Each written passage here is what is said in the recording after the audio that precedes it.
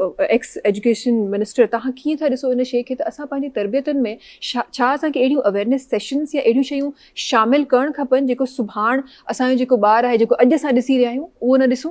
तव्हांजो तमामु सुठो सुवालु आहे, छाकाणि मूं चयो तव्हांखे पहिरीं एजुकेशन ते मूंखे तव्हां जेको अलॻि प्रोग्राम कयो, पर बहरहाल जी हुकूमतुनि काफ़ी वक़्त खां वठी बदकिस्मती न मुल्क जी आहे त सरकारी स्कूलनि तवजो ॾियणु बंदि करे छॾी आहे। हुकूमतुनि सरकारी स्कूलनि तां ईअं तवजो हटाए छॾी आहे जहिड़ा हुनजे बज आहिनि ई कोन। हालांकि एजुकेशन जा अरबे रुपया बजट हूंदो आहे हर सूबे में, यानी त हाणे उहे NGOs खे ॾिना पिया वञनि, उहे कीअं पिया हलनि, छा पियो थिए, उहा का ख़बर। ऐं छाकाणि त जॾहिं वफ़ाक़ी वज़ीर थियो त मूं चयो असांजा तव्हांखे ख़बर आहे 18 तरमीम खां पोइ त सभु सूबनि जे हवाले आहिनि, त मूं चयो इस्लामाबाद खे शुरू करियाऊं।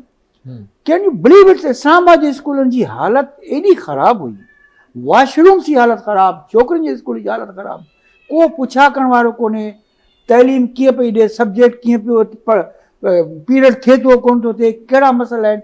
पर जंहिं स्कूल यानी त ॿिनि एकड़नि जा स्कूल, बहितरीनु स्कूल, रांदि जा मैदान, रांदियूं बंदि आहिनि, यानी असेंबली बंदि थी का सुबुह जो थींदी हुई उहा बंदि थी वई हुई, ऐं ड्रामेटिक थींदा हुआ, तक़रीरुनि जा मुक़ाबला थींदा, सभु ख़तमु।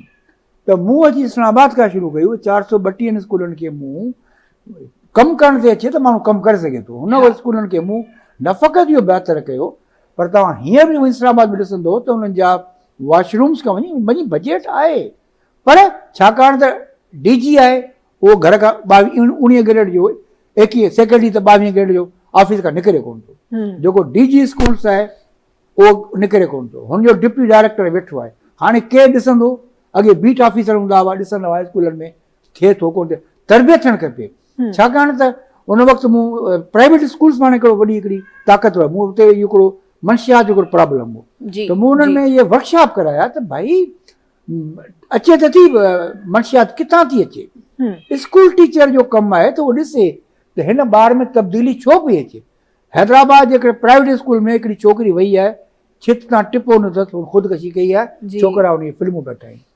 त इहो ई मूं सुवालु कयो त आख़िर हुनखे ॾिसणु खपे, स्कूल असीं स्कूल में न वेंदा हुआसीं त ॿिए ॾींहुं एब्सेंट लॻंदी हुई, हू चवंदा बाबा एप्लीकेशन पंहिंजे वालिद खां लिखाए अचो, हिते ॿारु 3 ॾींहं थो वञे, का ख़बर कान थी पवे हुन ॿार में कहिड़ी तब्दीली पई अचे। मिसाल तौरु जीअं साईं ॻाल्हि कई, हिकिड़ो ॿारु हाई स्कूल जो हिकिड़ो हितां कॉलेज हिकिड़ो छोकिरो गाइब थी वियो, त मूंखे मुंहिंजो तव्हां ॾिसो त किथे होॾां त कोन हलियो आहे, KP की उतां हलियो वञे, ख़बर पई त उहो वञी पहुतो तालिबान में, पोइ अलाए कीअं वापसि आयो। त इहे हिकिड़े टीचर जो कमु आहे त उहो ॾिसे त हिन ॿार में कहिड़ी तब्दीली आई आहे, तइलीमी में सरगर्मियूं हुअणु खपनि ॿार जी।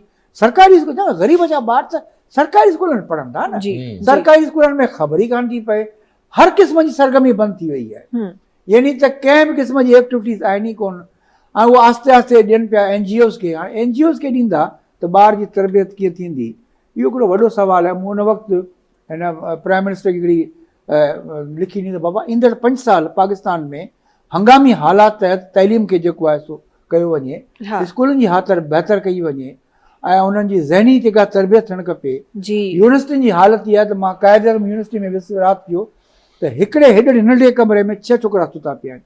त बाबा हीअ स्टूडेंट, मूं हुन खां पुछियो तव्हांखे ख़बर आहे त भला हीअ चई स्टूडेंट्स आहिनि या किताब ॿिया आयल आहिनि, का ख़बर कान्हे। यूनिवर्सिटियुनि जी हालति इहा हालति आहे, स्कूलनि जी हालति इहा आहे। इन में आउं सम्झां थो जेके सियासी हुकूमतूं अचनि थियूं, तिन जो कमु आहे त स्कूलनि जी जेका आहिनि सभु पंहिंजे हुनखे अवलियत ॾियनि। अरबे रुपया बजट आहे उहो सही माना में थिए। तंहिंखां पोइ जॾहिं पाण था अचूं वरी जीअं हाणे साईं ॻाल्हि कई सिविल सोसाइटी जी, भई सिविल सोसाइटी त कंदी, सिक्योरिटी त मिसाल तौरु मां आर्मी त कमु करे पई जी, यानी हीअ बि जेको वाक़ियो थियो त पुलिस त कोन पहुती, आर्मी वई आहे हुनखे मारियो अथनि, पोइ पुलिस छा पई करे। भई हिकिड़ो जेको तव्हां चओ था कराची में हिकिड़ी एंट्री थिए थी हिकिड़ी नई गाॾीअ जी, भले लैंड क्रूज़र हुजे केरु बि हुजे, पोइ छा थियणु खपे त बाबा छा आहे हिन गाॾीअ में, ॾिठे कॾहिं बम पिया आहिनि या हिकिड़ो RD शइ पई आहे त हुनखे चेक त कजे न। ऐं सम्झां थो इहे इदारा सख़्ती थींदी त पोइ इहो घणो कमु थींदो।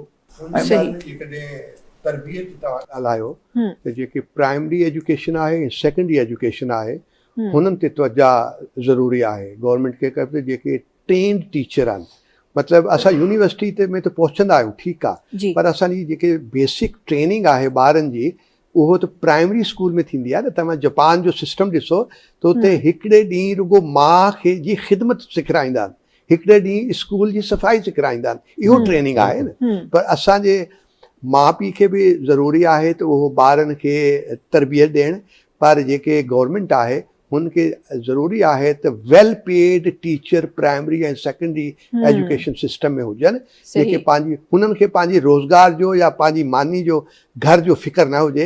हुननि खे इहो आहे त भाई जेके ॿार मूं वटि आहिनि हिननि जी मूंखे ट्रेनिंग करणी आहे ऐं सुठा शहरी हिननि खे पढ़ाइणो आहे। थी सघे किथे ॻाल्हाए मां टीचर खे 1 लख खां वधीक पघार थो मिले, प्राइमरी टीचर जो पघार जेको आहे 1 लख खां वधीक आहे, प्राइवेट स्कूलनि में 15,000 खां वधीक पघार कोन्हे। त हुननि जो बि कमु हाणे छा थो करे, लख वारो छा थो करे, हिकिड़ो किराए जो हिकिड़ो टीचर थो रखे, पाण वेठो आहे घर में। असां वटि हिकिड़ो एजुकेशन जेको आहे सरकार जे हुकूमतुनि जो कंट्रोल, सियासी मूं त चयो पॉलिटिकल हुकूमतुनि जो कमु आहे। 5 साल अचनि था त स्कूलनि खे बहितर कनि। स्कूल में ग़रीब जो माण्हू प्राइवेट स्कूल में कोन दाख़िल थींदो, किथां ईंदो 40,000 ॾींदो। जेको टीचर लख रुपया पघार वठंदो आहे ऐं घर वेठो आहे हुनखे को न को पॉलिटिकल सपोर्ट आहे, त इन करे पॉलिटिकल विल खपे।